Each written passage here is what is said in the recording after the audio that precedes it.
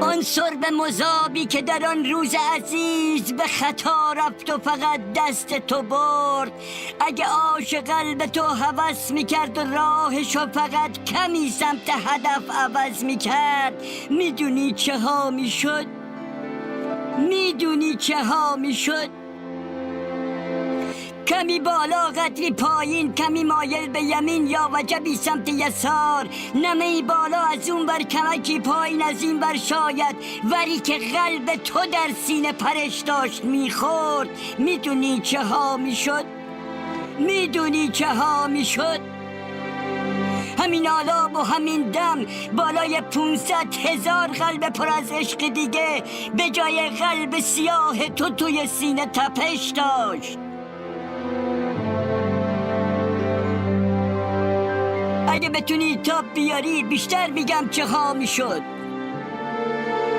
خدا واسه اولین بار میومد از خر ملا پایین و مقر به اشتباه میشد.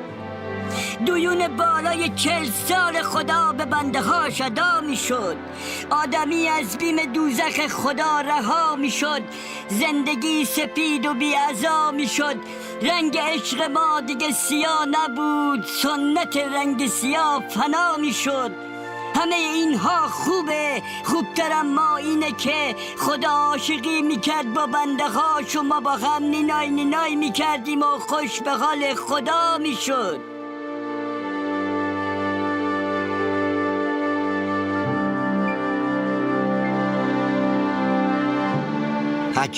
حجیم کشته ها در خون هم آغشته ها، هر کشته روی کشته ای، هر پشته روی پشته ها. گویی زمان با این عطا با ذوق من را نمیاد، تو شعر من جا نمیشه، تو جاده خیال من را نمیره، با حال نداشته همراه نمیشه. هیچ دشقیمی چو تو زنده و در حین حیات تاریخ نساخت، هیچ حالویی چو تو همه داشته هاشو یه جا نباخت.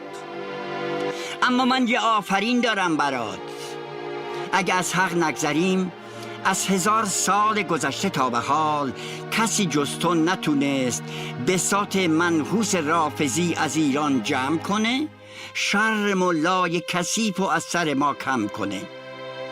اگر چه خیلی پلیدی و بدی، اما در این کار خیر رکورد زدی.